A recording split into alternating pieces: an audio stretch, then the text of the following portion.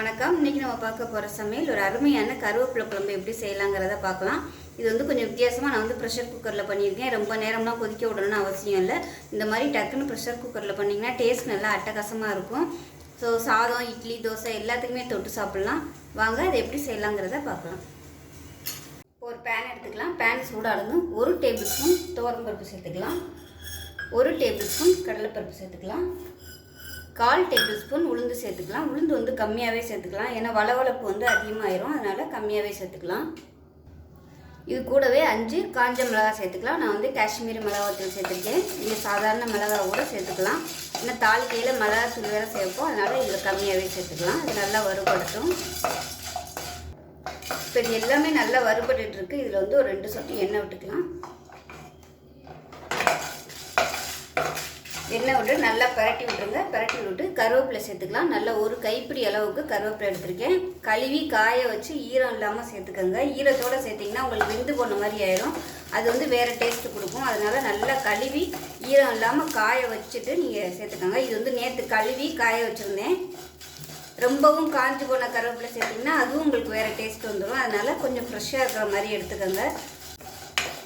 கருவேப்பிலை வந்து எடுக்கும்போது நடுத்தரமாக உள்ள மாதிரி கருவேப்பிலை எடுத்துக்கோங்க. ரொம்பவும் முத்தல் இல்லாமல் ரொம்பவும் கொழுந்தா இல்லாமல் நல்லா கொஞ்சம் ஃப்ரெஷ்ஷாக இருக்கிற மாதிரி எடுத்துக்கோங்க.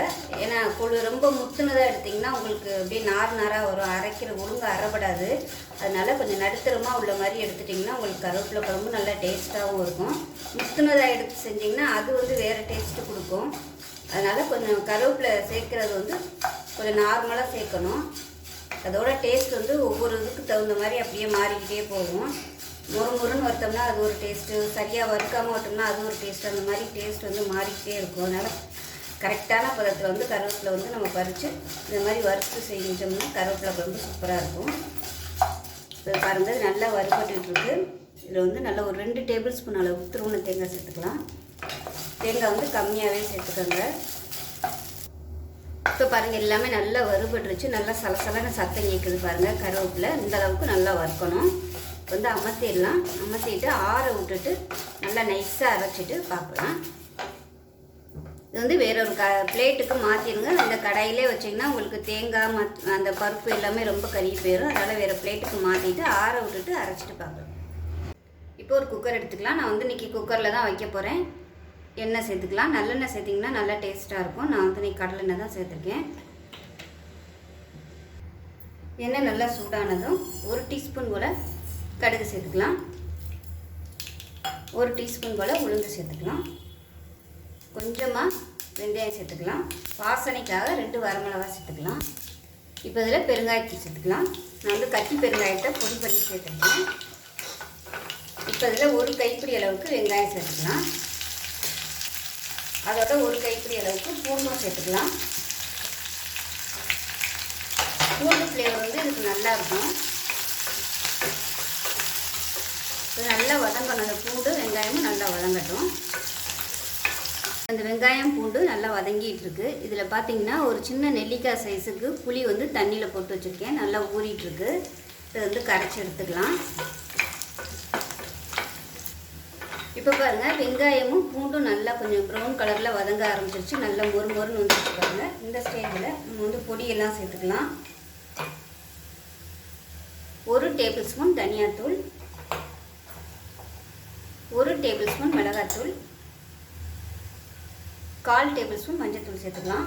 இது வந்து கொஞ்சம் புளிப்பும் காரமும் கொஞ்சம் தூக்கலாக இருந்தால் தான் இந்த குழம்பு நல்லாயிருக்கும். அதனால் காரம் வந்து கொஞ்சம் நார்மலாக வைக்கிறத விட அதிகமாகவே சேர்த்துக்கலாம். அதே மாதிரி புளியும் பார்த்திங்கன்னா கொஞ்சம் தூக்கலாக தான் இருக்கணும். இந்த டேஸ்ட் வந்து தெரியணும், அப்போ தான் நல்லாயிருக்கும். இப்போ கருவேப்பிலை அரைச்சி வச்சுருந்ததை சேர்த்துக்கலாம். இதை நல்லா மிக்ஸ் பண்ணி விட்டுடலாம். இப்போவே நல்ல வாசனை வருது அந்த கருவேப்பிலையோட வாசனை. இப்போ வந்து புளி தண்ணி வந்து சேர்த்துக்கலாம்.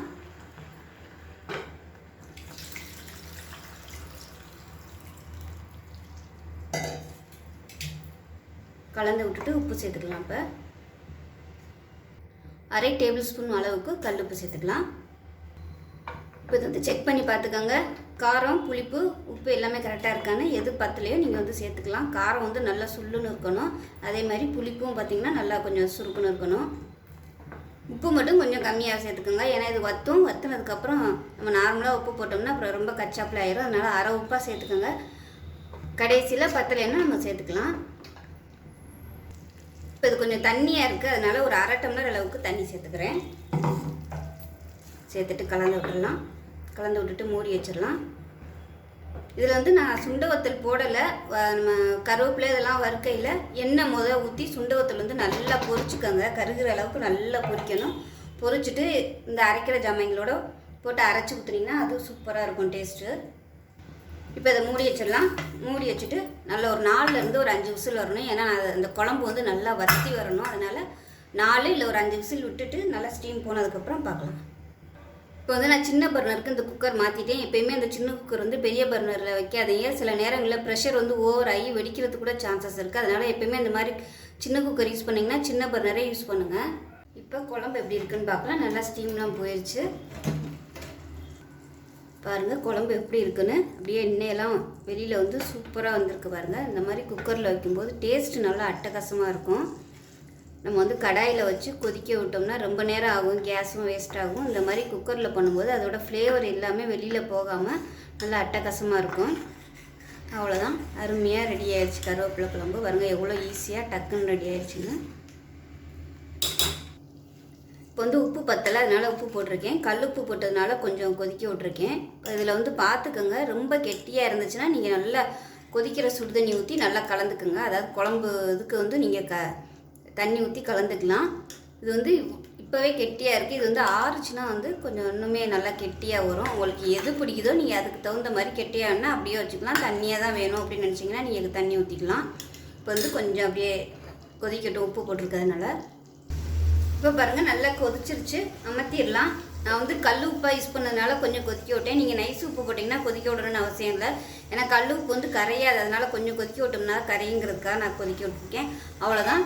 சாதம், இட்லி, தோசை எல்லாத்துக்குமே நான் ரொம்பவே பொருத்தமாக இருக்கும், ரொம்ப ஆரோக்கியமாகவும் இருக்கும். சுகர் பேஷண்ட்டாக இருக்கிறவங்க இந்த கருவேப்பிலை குழம்பு வந்து அதிகமாக, அதாவது கருவேப்பிலை வந்து அதிகமாக சேர்த்துக்கிட்டோம்னா சுகர் லெவல் வந்து கண்ட்ரோல் ஆகும். அதாவது இந்த மாதிரி குழம்பு வச்சோம்னா நல்லா ஒரு வாரத்துக்கு கூட வச்சு சாப்பிட்லாம். கொஞ்சம் கொஞ்சம் டெய்லி வந்து ஒவ்வொரு படி கருவேப்பிலை இந்த மாதிரி குழம்பு வச்சு சாப்பிட்டோம்னா அவ்வளோ அருமையாக இருக்கும். சட்னியில் கூட நம்ம தேங்காய் சட்னி வைக்கும்போது கூட அதில் கருவேப்பிலை வந்து நிறைய போடலாம். அதாவது சுகர் பேஷண்ட்டாக இருக்கிறவங்க இந்த மாதிரி இதுகள் வந்து கருவேப்பிலை அதிகமாக சேர்த்துக்கிட்டிங்கன்னா உங்களுக்கு கண்ட்ரோல் ஆகும். ஸோ அவ்வளோதான், ரொம்பவே அருமையாக இருக்கும். இந்த மாதிரி ப்ரெஷர் குக்கரில் ஒரு தடவை செஞ்சு பாருங்கள்.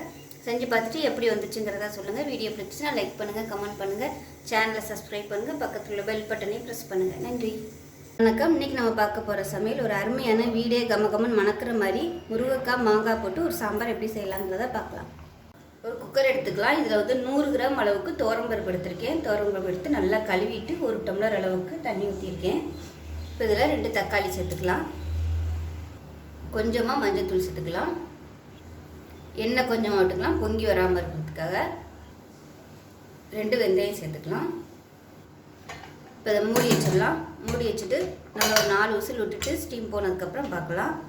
நார்மலாக நீங்கள் வைக்கிற பருப்புக்கு எத்தனை விசில் வைப்பீங்களோ அந்த மாதிரி வச்சுக்கோங்க. நல்லா குழஞ்சி வரணும். இப்போ ஒரு பேன் எடுத்துக்கலாம். இதில் எண்ணெய் சேர்த்துக்கலாம். நான் வந்து கடைசியெல்லாம் தாளிக்க போகிறதில்ல, முதலே எல்லாத்தையுமே தாளிச்சிட போகிறேன். எண்ணெய் சூடானதும் கடுகு 1 டீஸ்பூன் சேர்த்துக்கலாம். 1 டீஸ்பூன் ஜீரகம், 1 டீஸ்பூன் உளுந்து, 2 வெந்தயம் சேர்த்துக்கலாம். வரமிளகா சேர்த்துக்கலாம். கட்டி பெருங்காயம் கொஞ்சமாக சேர்த்துக்கலாம். கருவேப்பிலை கொஞ்சமாக சேர்த்துக்கலாம்.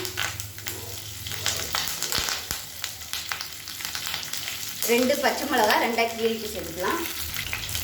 இப்போ வெங்காயம் சேர்த்துக்கலாம். பெரிய வெங்காயம் மீடியம் சைஸாக 1 சேர்த்துக்கலாம். சின்ன வெங்காயம் சேர்க்கிறதாலும் நீங்கள் சேர்த்துக்கோங்க. முழுசாக நறுக்கிட்டு ஒரு 10லேருந்து 15 சின்ன வெங்காயம் சேர்த்துக்கோங்க. அதுவும் நல்ல ஃப்ளேவராக இருக்கும். இப்போ வெங்காயம் நல்லா வதங்கிடுச்சு. இப்போ காய்கறியை சேர்த்துக்கலாம். மீடியம் சைஸாக 1 முருங்கைக்காய், 1 கத்திரிக்காய், ஒரு 5-6 துண்டு வந்து மாங்காய் சேர்த்துருக்கேன். இது எல்லாத்தையும் சேர்த்து வதக்கிக்கலாம். தக்காளி வந்து பருப்போடு வேக விட்டதுனால நான் தக்காளி சேர்க்கலை. இதை வந்து வதக்கி விட்டுக்கலாம். வேறு எந்த காய்கறி போடுறதுனாலும் போட்டுக்கோங்க, ரொம்பவும் அதிகமாக போயிடக்கூடாது. உப்பு கொஞ்சமாக சேர்த்துக்கலாம். இப்போ நான் மாங்காய் சேர்த்துக்கிறதுனால இந்த சாம்பாரில் புளி ஊற்றலை. வேணும்னா நீங்கள் புளி வந்து கொஞ்சமாக ஊற்றிடுங்க. ஏன்னா மாங்காய் சேர்த்துக்கிறதுனால புளி சேர்த்தோம்னா ரொம்ப புளிப்பாயிரும். மாங்காயை பொறுத்து நீங்கள் புளி ஊற்றணுமா வேணாமாங்கிறத பார்த்துக்கிட்டு நீங்கள் ஊற்றிக்கோங்க. ரொம்ப புளிப்பாக இருந்துச்சுன்னா சாம்பார் நல்லா இருக்காது. இப்போ காய்கறி நல்லா வதங்கிருச்சு, ஒரு அரை வேக்காடு நல்லா வெந்துருச்சு. இப்போ இந்த ஸ்டேஜில் பொடி சேர்த்துக்கலாம். நான் வந்து 1.5 டேபிள் ஸ்பூன் சாம்பார் தூள் சேர்க்குறேன். இது நான் வந்து இன்றைக்கி யூஸ் பண்ணியிருக்கிறது கடையில் விற்கிற சக்தி மசாலா தான் யூஸ் பண்ணியிருக்கேன். நீங்கள் வீட்டில் எது வச்சுருந்தீங்கனாலும் சேர்த்துக்கோங்க. இதோட ஒரு அரை டேபிள் ஸ்பூன் தனியாத்தூள், வீட்டில் அரைச்ச வெறும் தனியாத்தூள் சேர்த்துருக்கேன். இது வந்து வதக்கி சேர்த்துக்கலாம். இப்போ பொடியை போட்டு நல்லா வதக்கியாச்சு. தண்ணி சேர்த்துக்கலாம். தண்ணி வந்து சுட வச்சுட்டு சேர்த்துக்கோங்க. அப்போ தான் காய்கறி வந்து சீக்கிரம் வேகும். முருங்கைக்காலாம் ஒரு 2 டம்ளர் அளவுக்கு தண்ணி ஊற்றிருக்கேன்.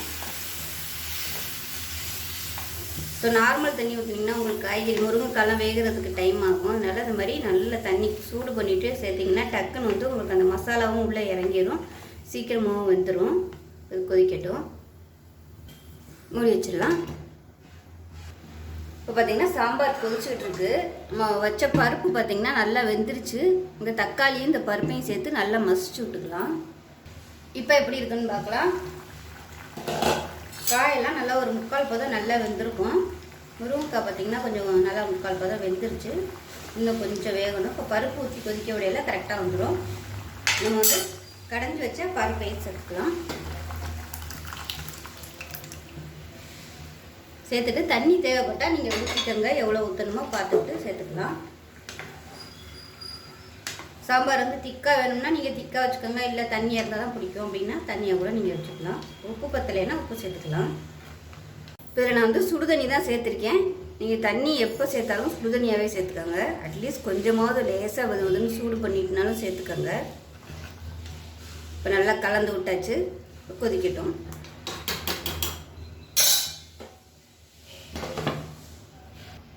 உப்பு கொஞ்சம் பத்தாமல் இருக்குது, உப்பு சேர்த்துக்கலாம். பருப்பு சேர்த்துட்டு மூடி வைக்க வேணாம், பொங்கி வருது. அதனால் நான் வந்து ஓப்பனாகவே விட்டுருக்கேன். கொஞ்சம் மீடியமான ஃப்ளேமில் கொதிக்கட்டும். ரொம்ப ஹையில் இருந்துச்சுன்னா சாம்பார் வந்து கொஞ்சம் வற்றி போயிடும். அதனால் கொஞ்சம் மீடியமான ஃப்ளேமில் கொஞ்சம் கொதிக்கட்டும்.